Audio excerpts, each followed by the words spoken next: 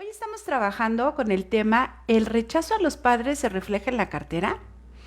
¿Qué es esto de rechazar a nuestros padres? Bueno, primero vamos a comentar y acotar. Rechazar a los padres se traduce en sentimientos de señalar, evidenciar, enjuiciar, sentirse enojados, desprecio o vergüenza por nuestros progenitores, principalmente hablando de los padres biológicos. Bueno, y para adentrarnos más en este punto, lo primero que les voy a contar es que esto viene de una generación atrás, por lo menos. Es decir, que primero vamos a mirar que también los padres y las madres somos capaces de rechazar a nuestros hijos.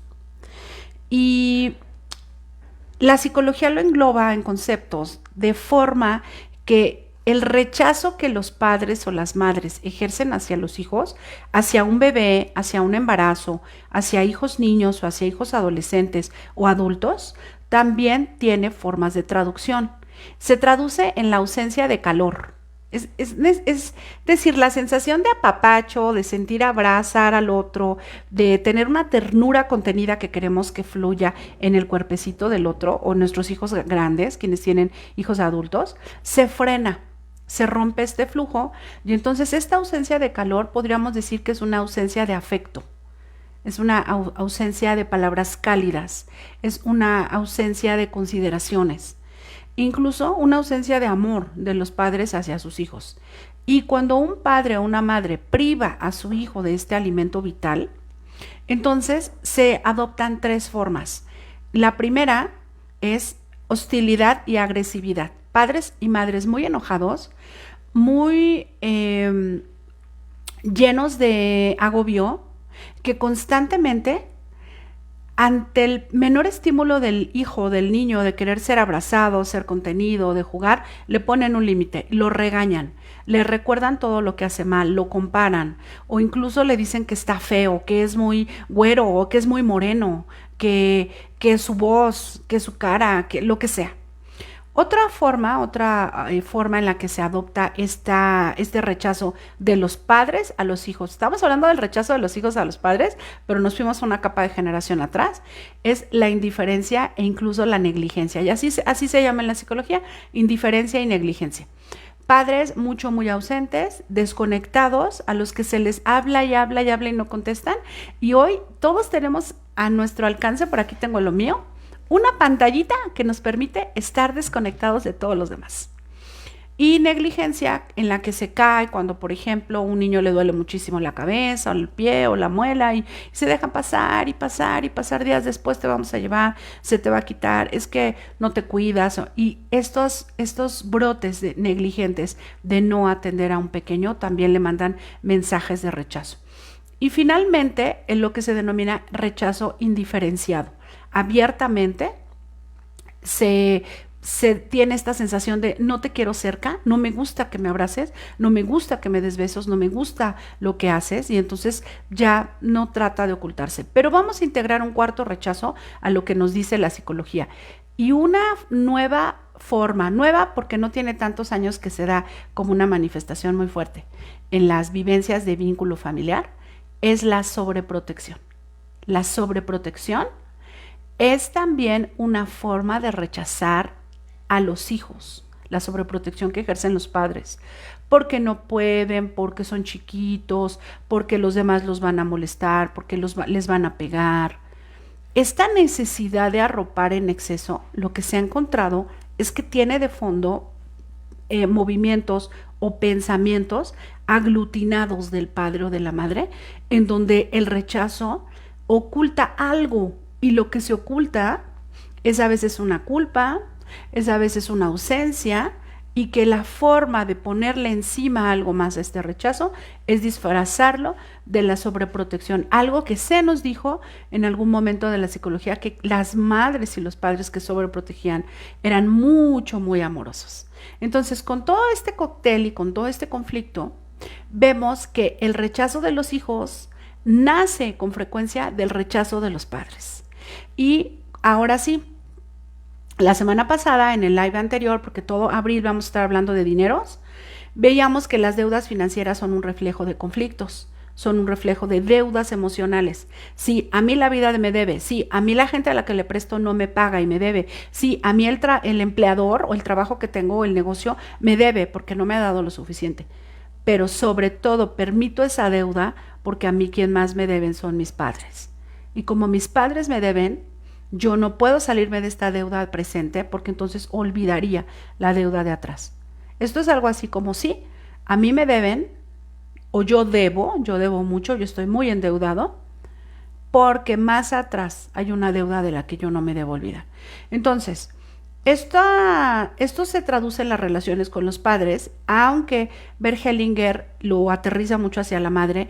Vemos a otros autores de la terapia sistémica, por ejemplo Virginia Satir y Minuchin, que lo engloban más en la relación parental, madre y padre. Y que esto se traduce en problemas psicológicos, que hoy sabemos que hay una depresión causada por el estrés financiero y que incluso las adicciones son una forma de fuga. ¿Para qué nos queremos fugar? Porque hay que subirnos a una balsa como un bastón, porque comer, tomar demasiado, o drogarnos, o trabajar muchísimo, o tener sexo todo el tiempo, es mi forma de anestesiarme para este gran estrés que me está provocando la relación con el dinero. Entonces, la relación con el dinero es una relación más en la vida. Desde aquí vamos a pensar en algo. Estas 4 formas, estas 4 adopciones que toma el rechazo de los padres hacia los hijos, hostilidad y agresividad, ¿no? La más común, indiferencia y negligencia. Los padres sumamente ocupados también son indiferentes porque están ausentes, rechazo indiferenciado y esta 4ª que integramos, que es la sobreprotección. Después, cuando el hijo va creciendo, van a tomar sus propias formas dentro del corazón de este hijo o esta hija. Entonces, nosotros rechazamos a nuestros padres por diferentes motivos. Por ejemplo, por la repetición de patrones parentales vividos. Significa porque ellos también rechazaron a sus padres, porque estos hijos que somos ahora, que tenemos unos padres que también son hijos, cuando ellos estaban en sus relaciones con mamá y con papá, se sentían avergonzados por sus padres, no les gustaba algo, se sentían incómodos. También rechazamos a los padres porque hay una mala relación, particularmente con la madre. La relación con la madre determina mucho el permiso que un hijo o una hija tiene para ir a los brazos de su papá. Por eso es que hoy se hace tanto hincapié o hacemos tanto hincapié en los grupos donde se toca, por ejemplo, la conciliación, para que las mamás le paremos a nuestras telenovelas y no envenenemos el corazón de los niños hablándoles tantas cosas feas de sus padres. Y nos lo hemos llevado a las redes sociales todo el tiempo criticando a estos padres que por algún motivo no ayudan o no ayudan lo suficiente y a veces no sabemos la historia o no sabemos qué hay detrás y a veces son venganzas y madre o padre secuestran el corazón del hijo para poder llevar a cabo esta venganza y que entonces esta mala relación, les digo particularmente con la madre, frena el contacto de la relación con el padre. Es como decir, conmigo vas a tener una mala relación porque yo no me siento apoyada por tu padre, pero tampoco voy a dejar que vayas a una buena relación con tu padre. Y entonces desde ahí se hace un círculo muy destructivo de relaciones parentales. También por problemas psicológicos, porque existe depresión y cuando la vida se ve muy gris, muy sombría, yo no puedo aceptar que mis padres me digan, me sugieran, aunque yo ya sea un adulto, me duele escucharlos. También por adicciones, por trastornos, pero algo muy importante, porque muchos de los embarazos no fueron planificados y la persona se cuestionó mucho, hombres y mujeres se cuestionaron mucho en ese embarazo, qué hacer con esa vida. Entonces hoy vemos que este rechazo de los hijos viene del rechazo de los padres hacia los hijos primero, pero también del rechazo de esos hijos adultos hacia sus propios progenitores, y que aquí se fueron repitiendo patrones, se fue desgastando la relación particularmente con la madre, se fueron generando otros conflictos psicológicos y que los embarazos y la calidad de los embarazos también cuentan. La descodificación, las constelaciones familiares, el coaching, la terapia profunda. Entonces, como yo les decía, yo siempre les voy a traer un ejercicio. Entonces, vamos a ver que desde el punto de vista de las deudas, ahora, lo sistémico, dijimos que le da mucho peso a los conflictos. O sea, falta dinero, sobran conflictos. Así, me falta dinero, me sobran conflictos. Y a partir de ahí, es que los conflictos crean una cadena o así una cadena eslabonada de rencores, de sentimientos atrapados, de duelos no resueltos. Y por supuesto, algo que está muy fuertemente implicado es el rechazo a los padres, porque para lo sistémico, así como una persona se comporta respecto a su origen, así se comporta con lo que sigue en su vida. El origen cuenta mucho. Entonces, como yo me siento del origen, de la tierra, del apellido, de los padres que me trajeron a la vida, así yo me siento con el presente y con lo que está pasando. Y esto toca el éxito. Entonces, pues si una persona tiene una buena relación con su origen, de manera simple, lo sistémico dice, puede enfrentar todo lo que se le vaya apareciendo, presentando, puede encontrar redes de apoyo donde sostenerse y le irá bien, tendrá éxito en cualquier campo y con la definición de éxito que cada quien tenga. Pero quien rechaza la idea de su origen, sus apellidos, su rostro, su color de piel, su país, su genética, sus padres, no. ¿Y de dónde viene esto? Bueno, particularmente porque es muy difícil estar bien afuera cuando no estamos bien adentro. Entonces, una persona, yo lo que he visto, porque no quiero decirles que no haya papás o mamás que se pasan de listos y que no siguen las consideraciones legales que se les dan sobre los juzgados familiares para que cumplan con sus obligaciones. Pero yo lo que he visto es que cuando hay papás que no pueden estar cerca de sus hijos, no se acercan, no cumplen con las visitas y demás, normalmente es porque no están bien. Y como no se sienten bien, no están conectados con ellos, están un poco extraviados con todo lo que les ha pasado, no tienen la fuerza para ir con los hijos. Los hijos siempre demandan fuerza. Entonces, ¿qué necesitamos hacer como adultos? Pues encontrar y saber escanearnos para ver cómo estamos. Y que cuando nosotros no estamos bien con nosotros, es muy difícil estar bien con todo lo demás. Entonces, vamos a hacer un ejercicio que se los voy a contar y ustedes lo van a ir registrando. Y este es un ejercicio sobre imágenes interiores. Es un ejercicio en el que cada uno necesita dividir una hojita a la mitad. Del lado derecho colocar las imágenes interiores con el padre y del lado izquierdo las imágenes interiores con la madre, también para sus trabajos de terapia. Entonces, vamos a dejar que cierren los ojos el consultante, que ustedes cierren sus ojos y que traigan imágenes. A ver, así solo cerrando los ojos, respirando, ¿qué imágenes aparecen de mamá? ¿Cuántas son esas imágenes cuando ya las registran? ¿Qué imágenes aparecen de papá? Y algo muy importante, creerle al cuerpo y escucharlo. ¿Qué sensaciones tienes respecto a esas imágenes? ¿Qué sensaciones corporales recibes?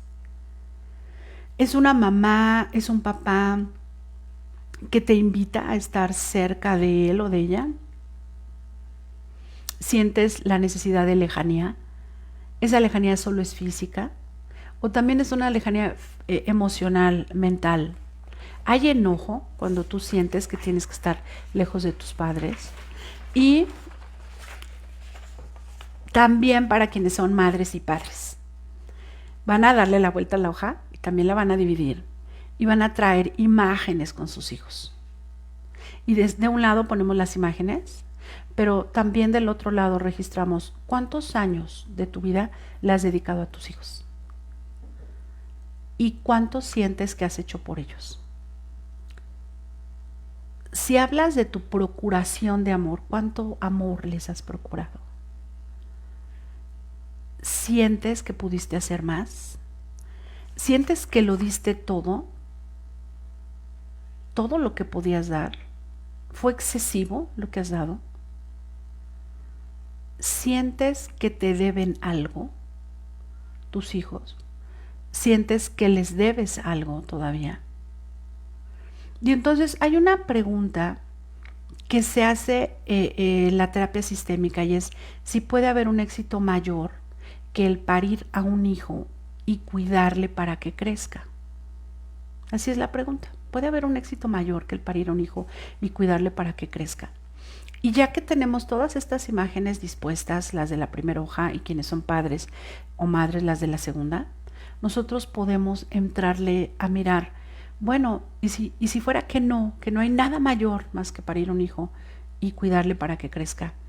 Entonces, ¿no resulta muy curioso el hecho de que exista en el mundo tanta gente cruel, tanta gente peligrosa, tanta gente destructiva? ¿Es posible que tantos padres rechazaron a sus hijos para que también ellos rechazaran al mundo del que son parte? Y ahí entra la discusión, para que ustedes se lo cuestionen. Porque en realidad se trata de un trauma social en el que colectivamente nos hemos ido conformando con dosis muy bajas de bienestar. Y desde esas dosis tan bajas de bienestar, desde esa inconsciencia social, hemos seguido pariendo. Entonces no estábamos tampoco bien cuando lo hicimos y no podríamos argumentar desde la psicología que una forma de medir el éxito sea erradicando a la gente mala, entre comillas, o que lo contrario, que la gente que está haciendo cosas que no son convenientes para la sociedad o para los demás, forzosamente viene de historias y de hogares en donde faltaron recursos. Muchas veces sí, recursos afectivos, hablando de ellos, recursos psicológicos, pero muchas otras no, y eso es lo que llama la atención. Entonces, si nosotros de pequeños nos enfermábamos y nuestras madres no se encontraban con nosotros, o si nuestra madre se enfermaba y tenía que irse al doctor o al hospital, se nos caía el mundo encima, porque eso era nuestro mundo. Por lo tanto, lo que sí reconocemos es que las separaciones afectivas de las personas más importantes para nosotros son un golpe tremendo a la vida y por lo tanto a la prosperidad, porque nos traumatizaron. ¿Y de qué manera se comporta una persona traumatizada? Pues, por ejemplo, en un accidente. La inmovilizan, la sedan y quisiera despertar y quisiera sentirse bien y quisiera que esto no hubiera pasado, pero no puede cambiarlo. Quisiera moverse, pero no puede cambiarlo, no lo consigue, porque este movimiento que le accidentó le ha imposibilitado, igual que el trauma nos interrumpe nuestros movimientos más profundos de vida. Entonces, lo que sí podemos hacer como adultos es empezar a trabajar con las vivencias traumáticas para que lentamente, por lo menos lentamente, a paso de tortuga, se restablezcan y se reinicien estos movimientos vitales. Y quienes son padres, pues cuestionarse, si voltea y mira a sus niños pequeños, a sus niños adolescentes, si realmente son felices con el estándar de felicidad que les estamos enseñando. O si necesitamos entre todos volver a estas imágenes internas. Y regresa a tus imágenes para ver qué tan bien la pasaba siendo pequeño. Porque cuando empezamos a buscar estas imágenes, muchas veces las imágenes de bienestar y de gozo y de felicidad están veladas, o sea, están ocultas tras un velo en las experiencias de dolor. Las experiencias de dolor se quedaron encima. Y entonces, como esto fue llenando nuestro corazón de dolor y de desesperación, también lo siguiente se fue opacando con eso. Y entonces lo que hay que encontrar es llegar a las imágenes de dolor que están ligadas mucho a las historias de nuestros padres, a la tristeza, al enojo, a la desesperación, a la frustración que ellos vivieron y que se detuvieron, y nosotros en ese amor ciego también nos detuvimos y no hemos ido avanzando. Pero si nos vamos más atrás, y si las imágenes resucitaran como si fueran muertos y se pudieran levantar, tal vez todos podemos encontrar la felicidad más profunda en un recuerdo, aunque sea construido. El recuerdo de haber sido un bebé chiquitito y haber estado cargado en medio del seno materno, del seno paterno, del seno de la abuela, en sus brazos, en total control, en bienestar, amados por esa persona. Y esa imagen interior es justo la imagen que más le ayuda al tema de la prosperidad y de la abundancia, porque conecta con la confianza, porque nos cubre de algo simbólico que protege del dolor y del sufrimiento que puede aparecer después. El mismo Freud hablaba del chaleco antibalas que le dio el amor de su madre. Y de la invitación, era tan estricto porque no sentía que ninguna otra madre le pudiéramos llegar a lo que su madre había hecho por él, pero a la invitación de como madres y padres volvernos este chaleco para crear amaneceres resplandecientes en medio de la oscuridad que cada quien esté viviendo, en medio de esas nieblas. Entonces, cuando nosotros hablamos de retomar el movimiento interior, es sí reconocer que puede que estemos enojados con nuestra madre, con nuestro padre, pero que necesitamos saber cuál es el rechazo específico. ¿Me dan vergüenza? ¿Siento que yo soy mejor? ¿No me gusta cómo me tratan? ¿O qué es lo que pasa para que yo no pueda superar este proceso? Y normalmente lo que hay es este dolor de las capas de abajo que les digo, en donde la persona que rechaza a sus padres y que pudiera sentirse hasta mal de hablarlo en terapia porque va a ser señalado hasta por su propio terapeuta o coach, también fue rechazado. Venimos entonces de historias transgeneracionales de rechazo. Y es incluso una herida del alma. El tarot le dedica una carta, es la carta 2 de espadas. Y en la carta 2 de espadas, que no la tengo aquí, pero en el siguiente live se los voy a mostrar. En la carta 2 de espadas se ve a una persona con una venda en los ojos, no quiere ver, no quiere escuchar y tiene unas espadas así cruzando. Quien se le acerque va a acabar ahí muerto, acuchillado, porque entonces también el rechazo a los padres es una forma de protegernos. ¿Pero de qué nos estamos protegiendo? Pues de que nos lastimen más, de que nos vuelvan a rechazar, de que nos vuelvan a criticar. Y a veces pasa mucho con esta denominación llamada del hijo arcoíris, los hijos que nacieron después de los bebés no natos, de los hijos que no nacieron. Y que entonces este hijo arcoíris tiende a ser un sustituto. No es mirado porque cuando la madre voltea y ve al hijo vivo, inconscientemente algo de su mirada también se va al hijo que no está. Y a lo mejor simbólicamente, sin querer, el hijo vivo tiene la sensación de que valía más el hijo muerto que él. Y por lo tanto empieza a morir y a apagarse lentamente. Pero como no puede desaparecer, como no está muerto, porque no se ha invisibilizado, este trastorno de la invisibilización es muy fuerte, porque para muchos los apaga, pero para otros les da toda la energía necesaria para hacerlos visibles, como tipo Kardashian, para hacer todo lo que llame la atención y todo lo que vaya en contra de estos mismos estándares y de lo que fuimos aprendido. Entonces, yo les traje un caso, les quiero contar de un caso. Bueno, pues José, el caso es el siguiente. José es ingeniero, él vive en Querétaro y trabaja desde hace muchos años en su propia empresa de construcción. La ha construido desde abajo, empezó desde cero. Él es el hermano mayor de una familia de 2 hijos. José está casado, tiene 53 años, 3 hijos adolescentes. Él se siente cansado, con un gran desánimo, con una gran frustración. Y como él proviene de una familia humilde donde su padre de 85 años trabajó muy duro toda su vida como albañil para sacar adelante a la familia y apenas le alcanzaba para mantenerlos porque tenía que vivir en otras comunidades, en otros lugares y estirar como fuera su bienestar, él no pudo pagar los estudios de sus hijos. Así que José puso todo lo suyo, toda su energía, todo su vigor para que él y para que su hermano pudieran estudiar.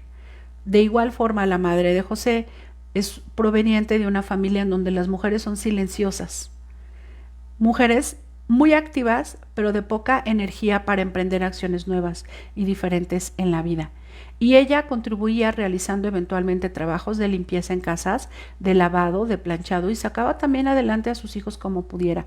Es decir, José es el referente de hijo exitoso de unos padres a los que la vida les costó muchísimo, grandes luchadores, de personas que empezaron desde cero y que nunca se quejaron.